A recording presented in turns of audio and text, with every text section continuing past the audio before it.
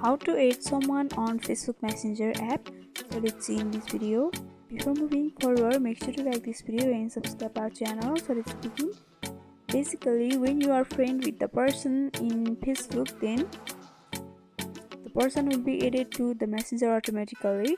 But if you want to add the specific person to the messenger, then the simple thing you can do is you can go to your messenger app.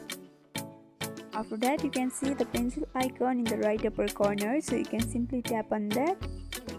After that, you can search for the person whom you want to talk to. You can also see the suggestions,